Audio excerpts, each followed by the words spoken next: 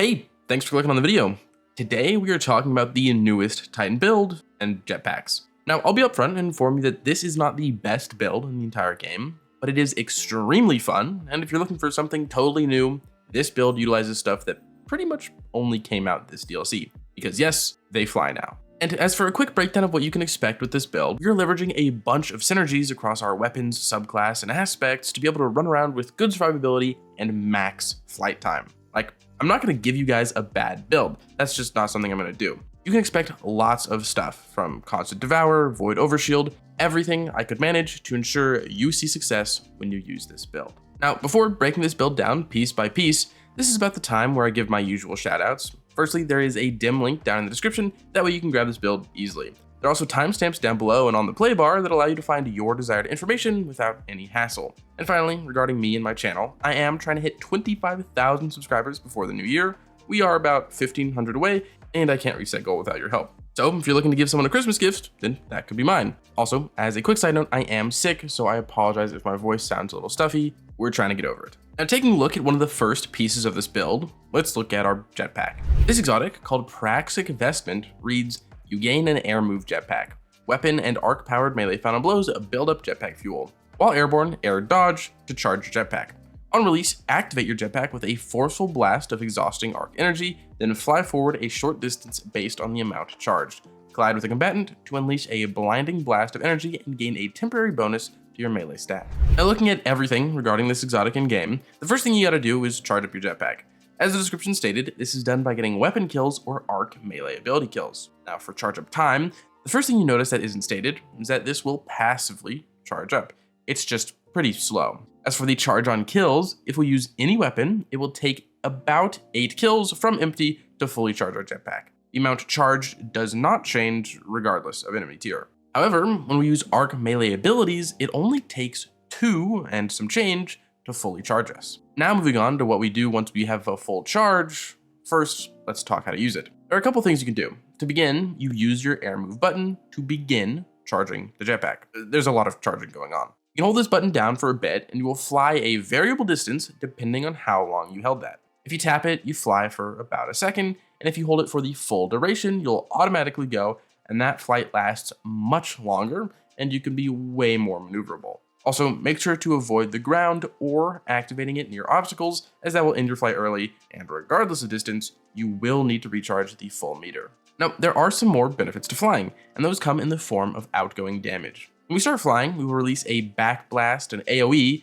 that deals 132 damage. Then if we collide with an enemy during flight, we will perform a blinding kick. This kick does a massive 258 damage. And if you couldn't tell, that's not good. This kick does barely any damage at all. Compared to an unpowered, unbuffed melee, they're barely different. The main benefit from this is definitely just the blinding. This will stun unstops, and effectively, this jetpack just allows you to close the gap on enemies without worry of getting immediately rolled once the jetpacking is over. Also, after the kick, we do get this Praxic kick buff, which just means we have a small bonus to our melee stat. Another thing to note though is that the kick is counted as a melee ability and will spawn orbs, be scaled by the melee stat, and interact with all melee things. Also, if you don't know how to get this exotic, you can either beat the campaign on Legendary, or you can rarely buy it from the social space next to Honor. Or you can use an exotic keycard within the new activity. I have an entire video about that.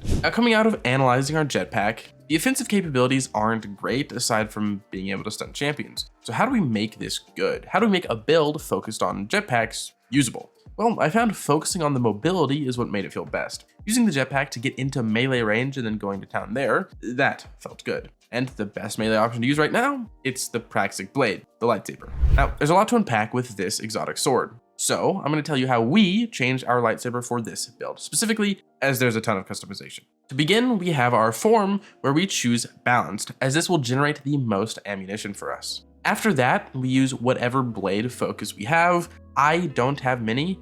Ideally, you would use the forceful blade focus. This increases your impact and will straight up just increase your outgoing damage. But for me, I'm just running the grip mod because I've yet to unlock the best ones. Then for our core, we use the impact core, so we apply subclass effects on melee hits. This will synergize massively with our subclass's super option, which is going to be void to give us effectively plus 15% damage on everything. Then where the catalyst is concerned, we use Echoing Blade so that when we throw it, it hits more enemies. Now, to showcase how we want to use the lightsaber, the main thing is just use it as you know. Go crazy. It's got high damage and near infinite ammo, and for this build, melee hits will be weakening, increasing our damage even more. You're gonna throw the saber at ranged enemies and deflect stuff if you need to, but the way this exotic weapon synergizes with our jetpack comes from the thrown aspect. We can throw our saber, then a jetpack after it. This allows us to move from one group to the next, and while flying, we'll get some passive damage from the sword and skip needing to catch it altogether.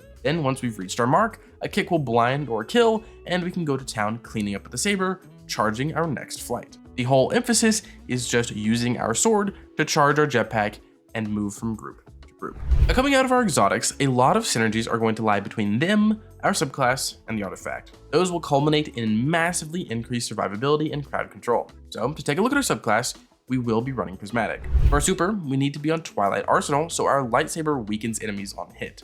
Also, the axes deal great damage on their own. Our class ability is going to be Thruster for the shortest cooldown and its quick use. It's also going to synergize with one of our aspects. Then for our melee, it's almost never used because you can't melee while you have the lightsaber equipped, but to pair with Praxic Vestment, we use the Arc Thunderclap melee. Then our grenade can be anything. I use Glacier Grenade for the dark energy if I need to throw it, which most times I don't because of our first aspect, this being Unbreakable. This states that we can hold our grenade to summon a forward shield that takes fire and grants us overshield. And when we release it, it'll deal damage in a shotgun-like range.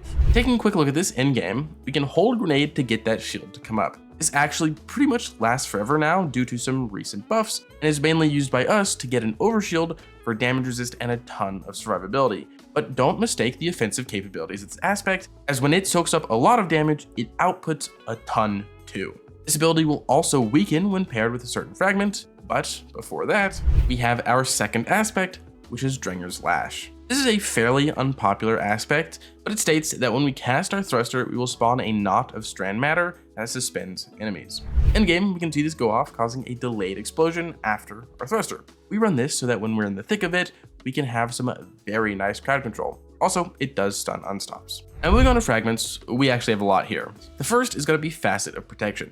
This gives us DR when in 15 meters of 3 enemies. Seeing as our main source of damage is a melee weapon, this is super beneficial. Second is Facet of Hope, which reduces our thruster cooldown when we have an elemental buff. In this build, that's most often Void Overshield and Devour. Then next we have Facet of Grace, which grants us improved Transcendence energy from kinetic damage, which our lightsaber is. Then we use Facet of Purpose to get Void Overshield from picking up orbs. And then we use Facet of Dawn to become Radiant after performing a kick or hitting something with our melee. And lastly, we use Facet of Dominance to make our Unbreakable Forward Blast weaken. And moving away from our subclass for some weapon recommendations. We ideally run something for ranged enemies. In my energy slot, Uncivil Discourse and Psi Eterna are great options, and for the heavy, using the refurbished A499, that's also fantastic. But ultimately, there isn't anything super necessary here. Next on the list, we have armor stats. Here, it's a very simple distribution across the bottom 4. We have High Grenade, Super, and Class to stay topped up on our most spammable abilities. And then our last stat is Weapons, so that our saber does more damage to low tier enemies. Health and melee aren't super important for this build. And then for the armor mods, on the helmet we run a Special Finder, a Special Scout, and a Kinetic Siphon. On the arms, we run a Firepower for the times that we do get kills with our Unbreakable, or the underlying grenade if you throw that. And then we use 2 bolstering detonations to charge our thruster when dealing grenade damage. On the chest, we have a Concussive Dampener, a Kinetic Ammo Generation mod, and a Loosened Blade, so our sword makes more ammo and charges faster. On the legs, we run Recuperation for a bit of health on orb pickup, and then an Absolution to get a small bit of all abilities back on orb pickup, plus a Kinetic Scavenger for even more saber ammo. Then our class item has a Special Finisher for ammo, a Powerful Attraction to suck up orbs with Thruster, and a Bomber to get some grenade back when thrustering too.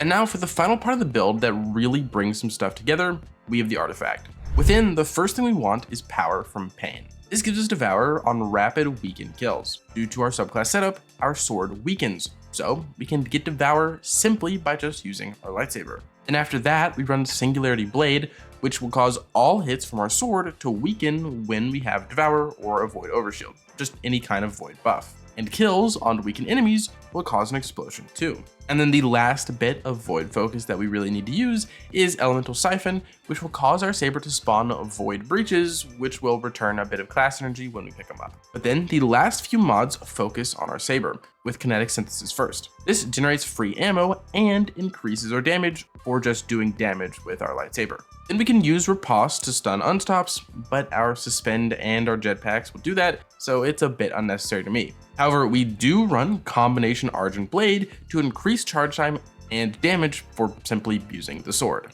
And then the last really good perk is Sword Storm Combo, which I don't have yet, but it will increase our passive damage and spread all of the debuffs that our normal sword applies. But now we can talk about the gameplay loop. This build is fun first. Our goal is to have as much uptime on our jetpack as possible. And we do this by maining our lightsaber for survivability and damage output. In most scenarios, we begin by popping Unbreakable to get close to enemies without taking much damage. When we release that, it'll disorient and weaken our targets, which we can then go to town with our saber. We'll spawn orbs, which gives us more overshield, and our saber will be weakening the enemies too. This will activate the artifact, giving us Devour, which is our main source of survivability. As we kill this wave, we'll be charging our jetpack, which we can use to get to the next group of enemies. Ideally, you toss the saber, then jetpack in for some passive damage as you rotate. Or you can just jetpack in. If you get a kickoff, you'll blind enemies and become radiant for a short time. You can then restart the process of slaying them all with your saber. Remember to use the 2 light, 1 heavy combo for max damage and ammo generation. Coming across thicker and deadlier groups, leveraging Unbreakable and Dranger's Lash on our thruster is a must. You can also pop Transcendence when you have it to increase your damage output through abilities and give yourself a bit more DR and survivability. Just note that you can't bring up the Unbreakable shield when Transcendent. Also, do pop your super to deal with bosses or larger groups of enemies. You should be able to generate that back pretty quickly. And that's it. This build is a lot of fun once you get used to the jetpack.